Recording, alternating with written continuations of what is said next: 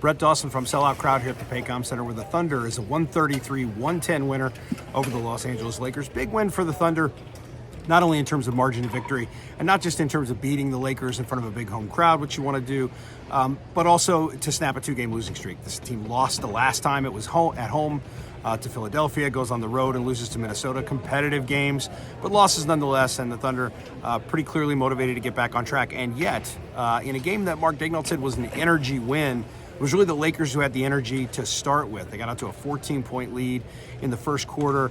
Anthony Davis looked unstoppable. He was pretty aggressive, and Chet Holmgren had a couple of fouls trying to slow him down early on. And then everything kind of changed late in the first quarter and especially early in the second quarter. That second quarter, the Thunder really got on a roll, and part of what changed the game was just a second unit out there, a reserve unit mostly, but with Jalen Williams, J-Dub out there in control of the offense. This is a role, we talked to him about it today. I asked him a couple of questions about it, just trying to navigate that space where he's the main guy sometimes. He's the main creator and the main scorer on a team when Chet Holmgren's on the bench and Shai Gilgeous-Alexander are on the bench. He really kickstarted the Thunder offense, got them going. They had a dominant second and third quarters, just controlled the middle of the game, and he really got that going. He ended up not with a huge scoring night, but a really good scoring night, 21 points, and he was excellent all the way around. Chet Holmgren, we talked about some of his struggles a little bit with Anthony Davis early. Sort of started to calibrate and get that figured out. Ended up having a really nice game. Didn't shoot the ball exceptionally well from three-point range, but was really efficient. And again, though he struggled a little bit early, got in some, not foul trouble, but picked up a couple of early fouls. Really kind of adjusted to Anthony Davis over the course of the game. AD's aggressiveness waned just a little bit as Chet's defense was better. And the Thunder really turned the game around in terms of, he still had a big night, AD. But the Thunder really harassed him as the game went on, kind of got him out of his offensive rhythm late in the game. With the Thunder already kind of comfortably ahead, the play that sort of slams the door shut, Isaiah Joe comes over from the weak side and blocks an Anthony Davis dunk attempt. That starts a break that ends up with a Lou Dort three-pointer, and the Thunder kind of put the game away. A lot like a lot of games, we can talk all this stuff about, and I am talking about how Jalen Williams helped jumpstart the offense, about Chet Holmgren's adjustments. We could talk about Isaiah Joe and a really strong defensive performance. He played a really excellent defensive game, I thought. Rebounded the ball really well. The Thunder needed that.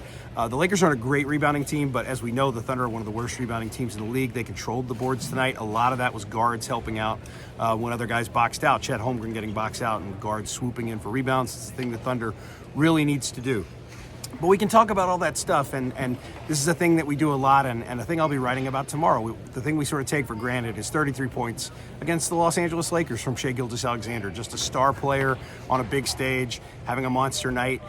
It's easy to just sort of take for granted. Chet Holmgren said it after the game, easy to take for granted, but the Thunder doesn't want to do that. Shai is playing at an elite level. He's playing at an MVP level for a team that is, among the best teams in the West by record. Very early, 18 games in, but he's having a spectacular season. Another 30-point night tonight. He read the defense really well. He got guys really good shots. He's just playing, again, at an exceptionally high MVP caliber level, and that's not a stretch for a guy who was a first-team All-NBA selection last year to say he's in the MVP conversation.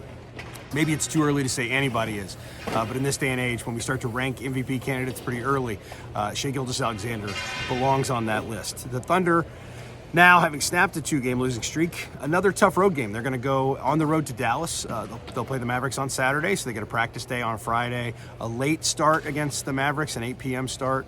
Get to see, the Thunder's first look this year at Luka Doncic and Kyrie Irving, see how that looks. And the Thunder then come home for a couple of games that just got scheduled, or have a week with a couple of games that just got scheduled. They'll play the Rockets in Houston and then be at home late in the week for the Golden State Warriors. Another matchup with the Warriors after already having played them 3 times. These are the games that were scheduled as a result of the in-season tournament. So the teams that advanced will play next week, home games, and then advancing on to Vegas. The teams that didn't advance now have games that were scheduled late. So for the Thunder, that's a game at Houston and a game at home against Golden State. We're going to have lots of coverage from this one and those here on my YouTube page and at selloutcrowd.com, so check all that out.